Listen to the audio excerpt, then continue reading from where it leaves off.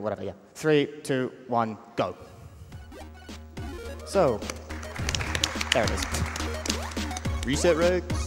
This is Shuriken, a game jam game developed over the course of about 7 days, which means the development cycle of this game was shorter than this event.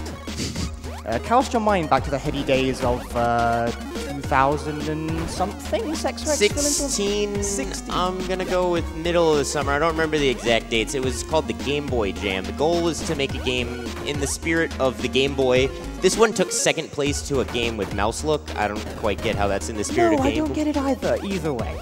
Okay, so let's actually explain the gimmick of the game. Shuriken is a game about shurikens. You have 3 shurikens and no more than 3 shurikens. They're projectiles, they fly, they bounce off enemies when you hit them, they stick to walls. If you leave a shuriken behind in a room like that, that's gone now. That's gone forever. I don't get a new one. If it falls in a pit, it's gone, you can't get it. And so the routing is based around, you know, like using your shurikens cleverly, where you can leave them behind and get away with it. But we have the one trick that I discovered in this game where you can reset the game at a checkpoint and get all your health and stars back, allowing you to do riskier strats all the time. Like this strat here, where I'm going to abandon 2 shurikens in this ring, which would normally completely bone me for the boss, but I don't have to worry about that because I can just get it all back here at this checkpoint by doing another restart abuse. And this run is really, really short, so I'm just going to blink and you miss it. So we're currently coming up on the first boss of 3. So this game's kind of like vaguely Metroidvania-ish. It's a small map, so like whatever. But this is a boss. We position here, we mash buttons, really fast, dead, done. The speed! Oh my god! Absolutely so. Yeah, so the game comes built with 2 control sets, one for using the arrow keys and one for using W, A, S, and D. Both fire buttons are active, so actually I assume what he's doing, as the other runners do, is using both of the fire buttons to kind of double tap to mash even faster to get those quick kills. I had to have that explained to me over Twitter. Yeah.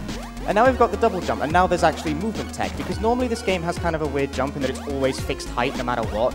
But when you get a double jump, you can kind of modulate your jump arc a bit more to be, you know, different and stuff. But also, a minor movement tech is that you can bonk your head on ceilings in order to shorten the height of the first jump, so that you, you know, you land a little bit faster and save some time that way. I'm leaving that shuriken behind. I don't need it. Don't worry about it.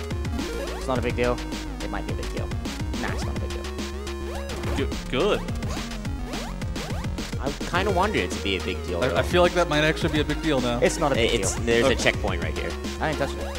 Well, through these doors. I always forget that screen exists because it's so free. Yeah, I got a checkpoint. That's fine. So now I've got no shurikens. When I've got no shurikens, I'm defenseless, so I just have to run until I hit the next checkpoint where I can restart and get all my stuff back. It saves bare time that way. Over. And this strat's really difficult, so like, let's see. That's not how you do that at all. Yeah, that's... No, that was completely wrong. And then I just killed myself.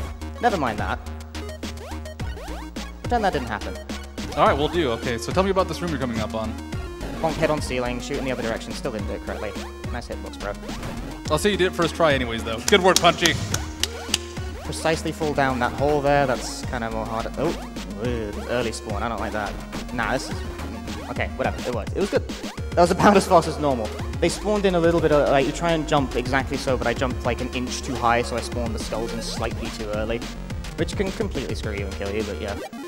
Restart here. Yeah, because everything becomes active once it's on the screen. And actually, if you kill an enemy and then scroll its spawn point off screen, it will respawn on you, whereas normally it's, This game emulates like an old Game Boy game so well that it actually runs at like the Game Boy resolution of like 9 by 10. I don't know the Game Boy resolution. Point is, it's awkward and non-standard. Yeah. Have fun with that, stream tech. So coming up on the second boss here, and this boss has another quick kill. And this quick kill is probably the hardest one in the game. I'll probably get it, because I'm arrogant and think I can get it. You have to mash really quickly at a precise time. Like, if you do it too early, you'll miss. If you do it too late, then you'll miss, and then lose seconds. So, like, here we go. That was easy. Yeah, and the boss AI is all based on your positioning too. So if you're in the wrong spot, his arc will be different, and even how good you mash, you might not make it. So it's pretty tough to get. So shout outs to Liquid Squid, the boy. The reason I got into running this game at all is because I saw him doing runs. We've been having like competitions over this game's record back and forth for the past few months. I currently have normal record. He currently has hard mode record. And we've just been batting the two back and forth constantly. I'll probably lose normal mode record by the time I get back from this event. He's crazy like that. The time difference is only a couple seconds at most, isn't it? I think it's like less than a second. It's like that optimized at the top end. There was a point where we both had like a time that was within like 0.2 seconds of each other. It's crazy at the top end. One mistake. Runs mental. It's so good though. It speaks to the importance of good competition in speedrunning because there's no way this game would have gotten as optimized if we hadn't both like gone totally crazy over it. Bong. So we'll jump up here to collect the key but not land on the platform and then drop down. And I've got no stars, but that's fine because we can hit another checkpoint on the way out. If we don't mess up, it's a bit spooky. It's going well so far. 1, 2, 3. 2 quick ones. Like so.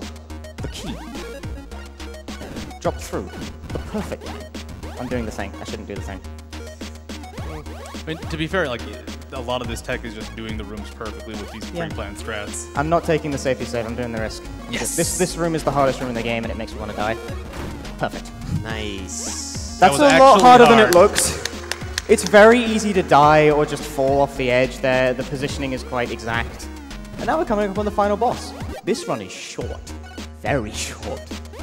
We can take a hit here. I don't care. I'm just going to jump through these guys. So final boss. You have to manipulate his position and otherwise do lots of mash. Very good. That's a good final boss. And time will be when the screen fades to white. Time.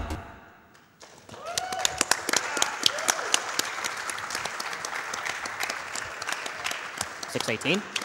Nice. That is a run of a video game. 1 death because I messed up that one room, but that's fine. That's pretty good for a marathon. Yeah. World record, and my PB I think is like 5:53 or something, so yeah. You can eat really costly deaths in this game that like lose you like a minute, hence the high estimate, but nailed it.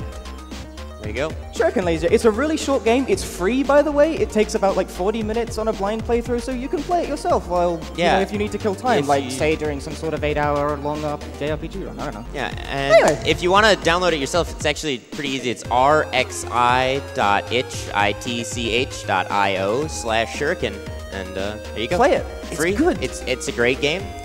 It's pretty cool. Thank you.